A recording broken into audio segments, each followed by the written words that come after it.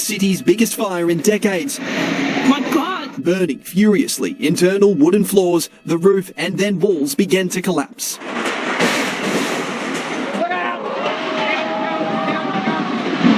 An actual fire in the Sydney CBD, slightly bigger than the one in Glebe a couple of days ago. Flames are clearly visible in this one. 120 firefighters with 30 fire trucks. 30 fire trucks is a lot of trucks for the Sydney CBD. It's pretty crowded in there. You perhaps might get 4 or 5 that were in hose distance. Don't know what the other 25 fire trucks were going to do, but anyway, they're there. 120 firefighters, 4 per truck. For all the resources they threw at this, they still only managed to get one guy with a hose. I hope he gets to building. It doesn't look like he's going to have too much success. So I'm not sure what the 119 firefighters were doing.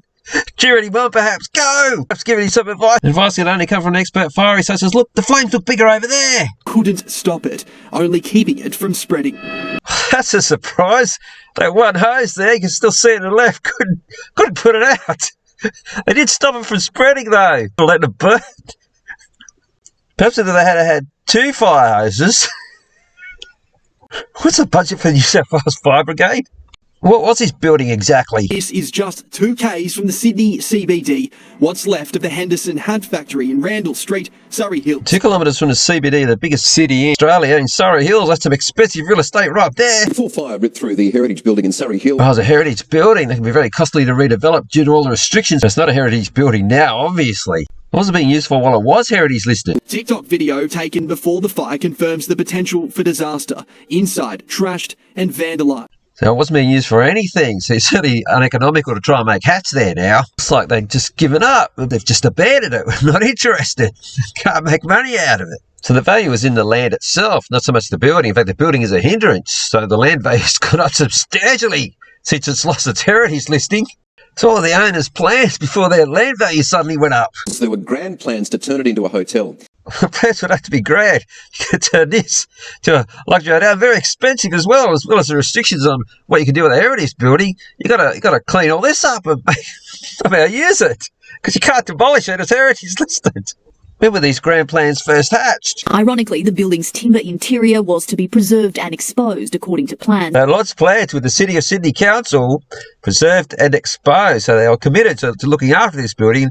This is what it used to look like. It doesn't look like that now. So you would think preserving, that's a commitment. You would perhaps have had, like around building sites in Sydney, you see these really high fences they put up around, locked gates, sometimes dogs inside. None of that for this building. Apparently just left it unsecured. You would even say do a few building works to environmentally secure it to make sure that it's preserved as well. But no, the good intentions of preserving it was absolutely no efforts. And this is what it looks like. You start to wonder how committed they were. And perhaps, Channel 7 aren't mentioning it in this report at the moment about, exactly what was going on. Sort of the average person's eyebrows would be raised at this stage of the story, but not Channel 7. The architect telling us he and the owners are devastated. Well, far from asking questions, the mainstream media, investigative journalists, looks like they're about to do a PR piece for the owners in these somewhat unusual circumstances. Aspirations up in smoke, dreams turn to dust. Well, Serena, under there's got reporting. As you look at right in the eye going, did you set fire to this? No, we had dreams, they turned to dust. Oh, okay then. Thanks for that. That's what I'll report. It wasn't supposed to be the end for this heritage treasure. Absolutely devastated, they are. Well, this is the architect. Apparently not speaking to the owners. They're not on camera. Because, the viewer might be thinking, well, why don't you just ask them? This looks a bit sus. You can't say to the architect, he's an innocent party here, but he's obviously representing how devastated they all are. Architect, the Hat Hotel was going to go ahead, It's hard not to be emotional because it's not actually just about bricks and mortar. Well, Tim's certainly emotional. We're not sure whether he's emotionally happy or emotionally upset. He's implying he's emotionally upset, but his reactions seem to suggest otherwise. And when's the last time you've seen an architect being interviewed in relation to a possible crime? That's what it looks like it's happened, instead of the owners. There's a reporter. How did they find him? How did they even know there was an architect? Did they go to the owners and they go, architect will speak to you about that? And they've gone, okay then, we'll sit down with this guy. So you're starting to... So this is a heritage listed building. So New South Wales residents have an investment in it. So they need to concoct an elaborate story with a lot of different players, including the media. That's what's going on here. Architect Tim Greer bringing to life a family vision, the luxury Hat Hotel. Owners Robert Burke, his wife and children determined to transform what was once a hat factory for R.C. Henderson. When the dust settles, so to speak, then we'll work out where to go to from it. Well, their options have changed now. They could maybe sell the land at a great profit, or perhaps go ahead with the Hat Hotel at a much reduced cost. You'd have to demolish anything anymore. The concern now is the remaining walls. Engineers say it is safe for now, but a strong breeze could bring them down. Safe, unless there's a strong breeze. Yeah, you heard it correctly. What time's the Sydney sea breeze come in the afternoon? They'll soon have to be carefully demolished. Yeah, well, who's going to pay for that? When is someone going to tap the owners on the shoulder? Yeah, look, this is actually your property, you know. You do have some responsibilities here. We investigate as much of that as we can to get an understanding of the state of the building. We've also been working with engineers from New South Wales Public Works who are doing an assessment of the risk of the remaining walls and their integrity.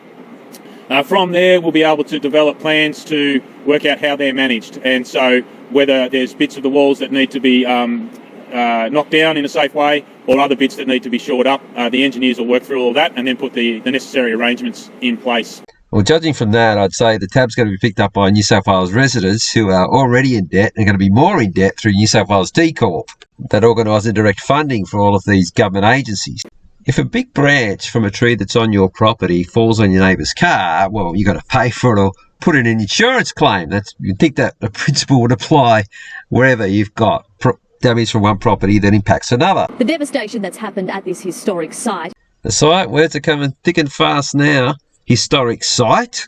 That wording would imply historic. It's really part of New South Wales heritage, New South Wales residents, which may be the case, but from a financial perspective, any responsibility doesn't fall on that tenuous historic tie. Surely it would fall on the people that have a financial investment in a property. Wonder which way they're going to go. Is also having an impact on the city's future. She could be reporting this as the fire, which the owners contributed to, caused tons of rubble to fall on neighbouring properties and government properties, causing damage. But no, she words it though. Look, it's had an impact on the cities. That's you, City of Sydney people. It's your future's been impacted. 7 News can reveal debris and damage has delayed a major project. Well, here's some of the damage that Channel 7's revealed. So you wouldn't notice that if they didn't reveal it. That's what they're there for. Good job. A brand new section of Central Station washed out. Part of the metro upgrade, riddled with bricks from a fallen wall. We're unclear of the damage yet. Well, Nathan from New South Wales Metro, he's unclear of the damage. I think what he means is they haven't finalised the cost of all the damages, but he doesn't say that. He doesn't even indicate they're going to be doing that. At the moment, the site's an exclusion zone. A grand opening on Monday, ruined. Oh, so he's all emotional now. Grand opening was ruined. Not mentioning tens of millions of dollars. Dump on top of that 30 fire trucks and 120 firefighters. This has turned out to be one big expensive hit for New South Wales. And if you hadn't noticed yet, the actual title for this video on 7's YouTube channel is Sydney's Fire History, rather than just Surrey Hills Fire, Suspicious Circumstances. None of that. It's been rolled into this. Now, why would they do that? Going back, It just went bang. fire has always been part of Sydney's fabric. The whole city block would be engulfed. From Oxford Street in 1968 to the famous wool store blaze in 1992. The city always stops to watch. So they've rolled the story of the grand plans for the Hat Hotel going wrong because of the fire. And they're just, well, this is just part of being in Sydney. Don't ask too many questions. Just enjoy the spectacle of the fire. That's what we do. It comes as a shock to us in the 21st century, but warehouse and industrial fires were very much a part of Sydney's history. So obviously Channel 7, well, in partnership with this entire crew, you see how many people have been brought in. Going to do the police in a minute. They play their part. But all these entities have all come together to make this happen and screw New South Wales people over in many ways. In case the implied explanation that looks just because it's just part of Sydney, you didn't get it. They brought in Lisa just to spell it out. I've seen appearances from the architect, Lisa, doofus Nathan from Sydney Metro. But okay, we get into the serious stuff now. Look at these two men, serious men. They've sworn an oath. Then you got the fire chief on the left-hand side, and this guy's some deputy commissioner, whatever, high up in New South Wales Police. This is the business end of it. Like, this is now serious. These men, they serve the people of New South Wales well, and we're committed. They're committed to the people of New South Wales.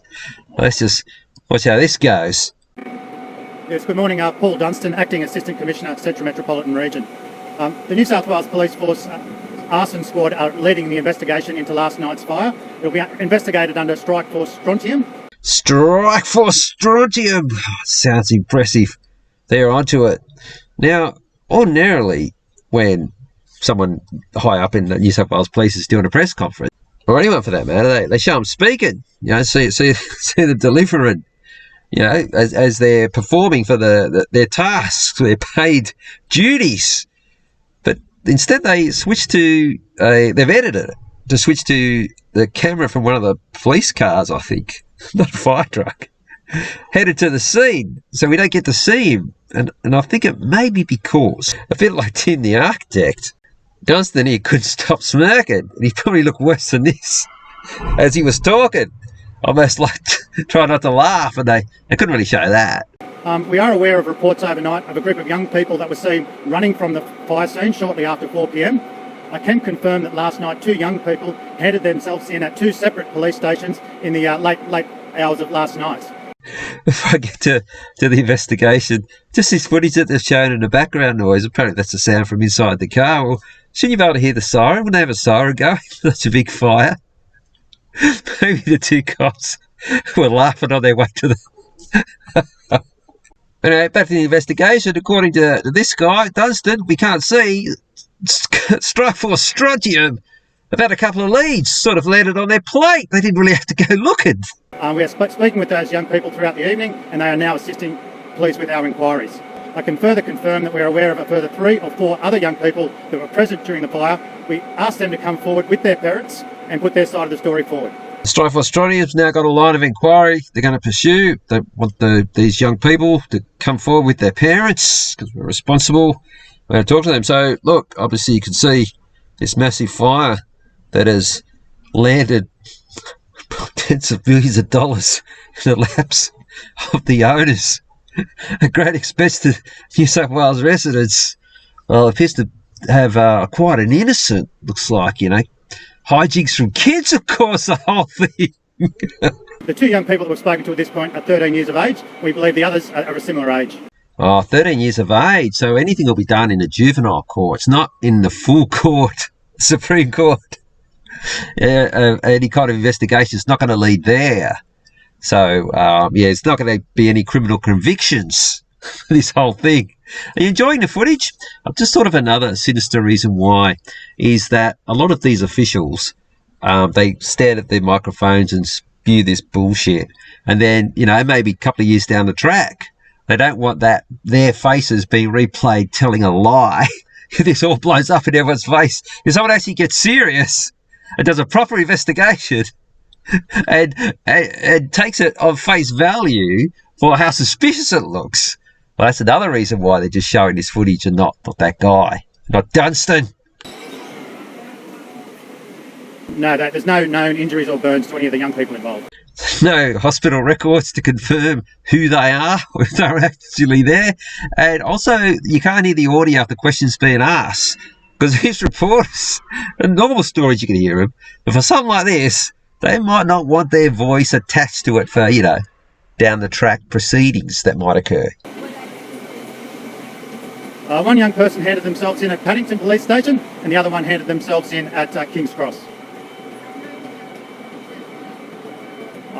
We're aware that building has been vacant for approximately 12 months. Some deconstruction work has been taking place. We're aware that some people from time to time sleep rough at that location, and young people visiting is not something we're aware of prior to yesterday. So they've come back to him once he's not talking about the investigation itself, he's just talking about the building, so you can show his face there. And interesting though, he's made a big admission Because if the New South Wales police knew the condition of the building and that people were staying in there squatting illegally, well, that's the New South Wales government sanctioning the misuse of a heritage site. Yes, they were inside the building, yes. Well, they've edited out Dunstan. Must be going back to an investigation question. That isn't loud enough to be heard.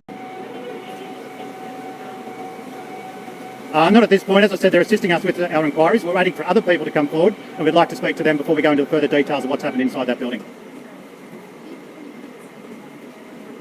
We are aware that people were sleeping rough in the building the night before, up to 15 people. We have spoken to 13 of those people and confirmed that they are safe and well. There are 2 other people that we'd like to just track down and just confirm that they are safe and well, and our detectives are working furiously to try and locate those people. Oh, there's 2 lines of inquiry. The mystery of 2 people missing. Were they dead? Are they inside? They're searching for bodies in there?